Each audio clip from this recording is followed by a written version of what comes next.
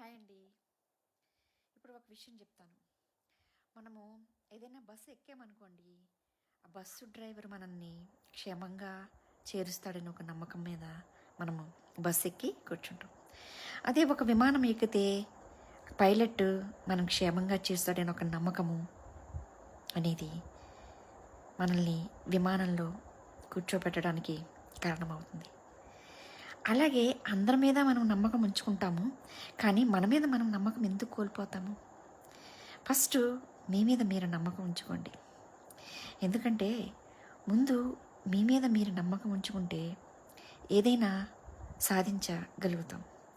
ఇక్కడ నమ్మకం అనేది మీ మీద లేకపోయిందనుకోండి, ఎవరిని నమ్మలేము, ఏమీ చేయలేము.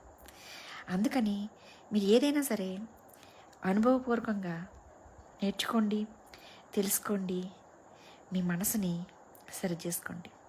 మనసు కోతి వంటిది కదా, అది అందరూ చెప్తారు. కానీ మనసు కోతి వంటిదైనా దాన్ని సరి చేసుకుంటే మనసు అదుపులోకి వచ్చేస్తుంది, అందంగా తయారవుతుంది. మనసు అందంగా తయారైనప్పుడు మైండ్ కూడా అందంగా ఆలోచిస్తుంది కదా. అందంగా ఆలోచించినప్పుడు జీవితం కూడా అందంగా మారుతుంది, సంతోషమయమైపోతుంది. అందుకని మీరు మిమ్మల్ని ఫస్ట్ మీరు నమ్ముకోండి. మిమ్మల్ని మీరు నమ్ముకున్నప్పుడు ఎవ్వరూ ఏమీ చేయలేరు. అది సంకల్పం అనేది మీ హృదయంలో ఉంది, మీ చేతుల్లో ఉంది, మీ మనసులో ఉంది.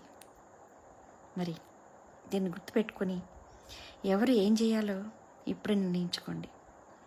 Don't depend others. బై.